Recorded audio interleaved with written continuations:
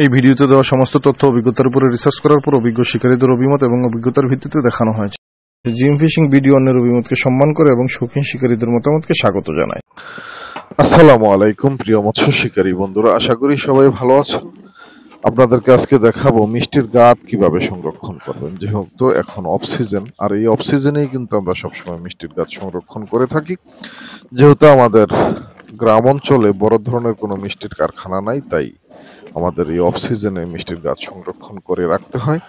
আমি যেভাবে সংরক্ষণ করে রাখি আপনাদেরকে আজকে সেই পদ্ধতিটাই দেখাবো। আপনি আপনার মতো করে রাখতে পারেন। আপনি যদি আর চাইতে ভালো কোনো পদ্ধতি জানা থাকে, আর একটু ভালোভাবে আপনার রাখার সিস্টেম থাকে, তাহলে আপনি সেখানেও রাখতে পারেন, কোনো সমস্যা নেই। তবে আজকে আমি দেখাবো এই ভিডিওতে যে আমি যেভাবে মিষ্টির গাছটা সংগ্রহ করে রাখি। আমাদের এখানে 2টা বাজারে আমি 4টা দোকানের সাথে কন্ট্যাক্ট করে রেখেছি। ওদের দোকানে আমার ছোট ছোট বালতি দেওয়া আছে, যে বালতিগুলোতে প্রায় 22-23 বা 24 লিটার কেজি 22-23 বা 24 কেজি গাদ লওয়া যায় একটা বালতিতে। এরকম বালতি দিয়ে রেখেছি আমি প্রতিটা দোকানে। বালতিটা ভরলে ওরা আমাকে ফোন দেয়, আমি যে গাদটা নিয়ে আসি। এর মধ্যেই আমি গত 2 দিন আগে 2 বালতি গাদ নিয়ে আসছি। তার মধ্যে একটা বালতি এখানে বসাইছে, যেহেতু ছোট চুলার মধ্যে করছি, যে আমাদের সাধারণত পাকঘরে যে রান্না করার চুলা, সেই চুলাতে আজকে আমি বসাইছি। তাই এখানে 1 বালতি করে গরম করা হচ্ছে। এটা গরম সংরক্ষণ করার জন্য আমাদেরকে সংরক্ষণ করে রাখতে হয় এই কারণে, যেহেতু সামনে সিজন আসলে আমরা হয়তো আর 1-1.5 মাস পরেই 4টা বানাবো। তাই এই 1-1.5 মাসের মধ্যে যত গাদ হবে সমস্ত গাদগুলা সংরক্ষণ করার জন্য এটাকে জাল করে রাখতে হবে, ভালোভাবে জাল দিতে হবে। তার কারণ না হয় এটা টক হয়ে যাবে বা নষ্ট হয়ে যাবে। যেহেতু এগুলা মিষ্টির গাদ, এখানে পচা বাসি মিষ্টিও থাকতে পারে, সবকিছু মিলিয়েই তো গাদটা হয়। সবগুলোই কিন্তু আপনার কাজের। এগুলা রাখার জন্য আপনাকে অবশ্যই দীর্ঘ সময় নিয়ে জাল করতে হবে, ন্যূনতম 3 ঘন্টা। তবে এগুলা 1 থেকে 1.5 ঘন্টা বা সর্বোচ্চ 2 ঘন্টা জাল করলেও কিন্তু হয়ে যায়, কালার হয়ে যায়, যদি আপনার বড় চুলা হয়। যেহেতু আমি ছোট চুলায় বসিয়েছি, তাই এখানে সময়টা অবশ্যই বেশি লাগতে পারে বা লাগবেও। এখনো আমার প্রায় 2 ঘন্টা হয়ে গেছে আমি জাল করছি। 22-23 কেজি গাদ হবে এখানে। 2 ঘন্টা হয়ে গেল জাল করছি, এখনো কিন্তু সম্পূর্ণ কালার হয় না। এই যে দেখেন ধীরে ধীরে কালার হয়ে আসতেছে। এই যে 3 ঘন্টা হয়ে গেল।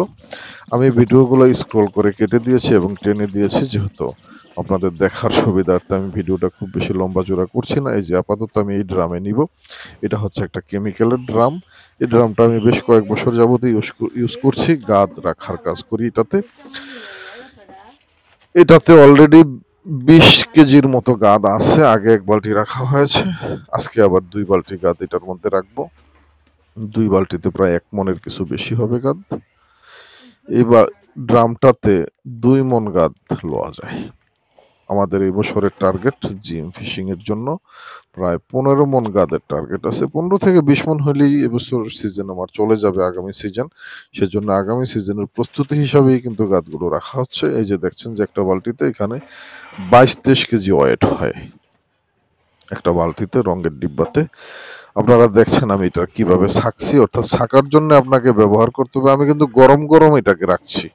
গরম রাখছি এই কারণে যে, যেহেতু ড্রামটা শক্তিশালী ড্রাম, শক্ত ড্রাম, কেমিক্যালের ড্রাম, এতে গরমে এটার কোনো সমস্যা হবে না। তাই আমি গরম গরম এটা সেঁকে নিচ্ছি। ঠান্ডা হয়ে গেলে কিন্তু এটাকে সঠিকভাবে ছাকতে পারবেন না, এটা গাঢ় হয়ে যাবে। তাই এটাকে সঠিকভাবে আপনি ছাকতে পারবেন না, এই জন্য গরম নিতে হবে। আর ছাকার জন্য ব্যবহার করেছি মশারির জাল। হ্যাঁ, মশারির কাপড়টা আমি ব্যবহার করেছি এটা ছাকার জন্য। ছাকা শেষ, এই যে 2য় বালতি ঢেলে দিলাম। যেহেতু আমার চুলাটা ছোট, তাই আমি 2 বারে করলাম। 2 বারে প্রায় আমার সময় লস হয়েছে 6 ঘন্টা। একবারে করলে হয়তো বা 3 ঘন্টাই হয়ে যেত, কিন্তু ছোট চুলার কারণে সেটা আমি করতে পারি নাই। সময় বেশি লাগলো, এখন কিছু করার নেই। যে দেখেন যে এটা কিন্তু একদম পিওর গাদ, এখানে পচা বাসি মিষ্টিও কিন্তু তেমন একটা নাই, একদম পিওর গাদ। আর আপনার চারটা তখনই ভালো কাজ করবে এবং সুন্দর একটা চার হবে যদি আপনার গাদটা পিওর হয়।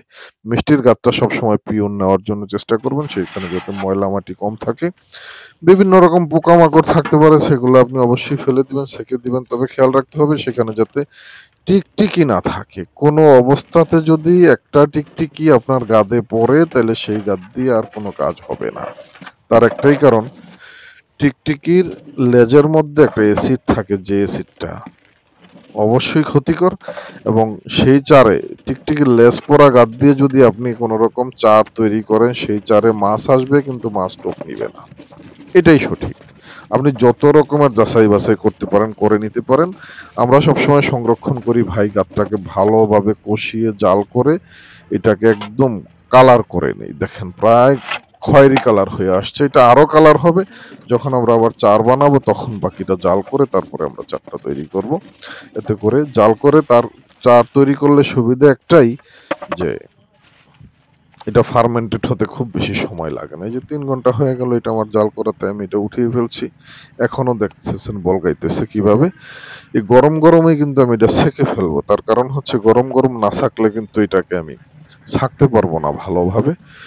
ছাকার পর এটাকে ড্রামের ভিতরে থাকা অবস্থায় সম্পূর্ণ ঠান্ডা হওয়ার পরে যায় মুখটা আটকে রাখবো। এই ড্রামে প্রায় ২ মণ গাদ লওয়া যায়। আজকে গাদগুলো রাখলে হবে ১.৫ মণ, আরো ১ বালতি এটার মধ্যে জায়গা হবে। আগামী ১-১.৫ মাসের মধ্যে প্রায় আমরা ১০ থেকে ১৫ মণ গাদ সংরক্ষণ করব। তারপরে যে আমরা আগামী সিজনের জন্য চার তৈরি করব। আপনাদেরকে দেখাইলাম যে আমি কিভাবে চার সবসময় সংরক্ষণ করি। আমার পদ্ধতিতে যারা সংরক্ষণ করতে চান করতেই পারেন, গাদ কোনো রকম নষ্ট হবে না, গাদটা খুবই ভালো থাকবে। এখানে যে ড্রামগুলো দেখছেন ৫টা ড্রামে কিন্তু আমি সবসময় গাদ রাখি। এই যে এখানে ৫টা ড্রাম, ছোট বড় মিলিয়ে ৫টা ড্রাম। এই ড্রামগুলোতে আমি গাদ রাখি, এবং চার তৈরি করার পর কোন ধরনের ড্রামে রাখি সেটা আবার পরবর্তী কোনো ভিডিওতে আপনাদের সাথে শেয়ার করব। ভিডিওটি ভালো লাগলে আমাকে সাপোর্ট করবেন। আল্লাহ হাফেজ।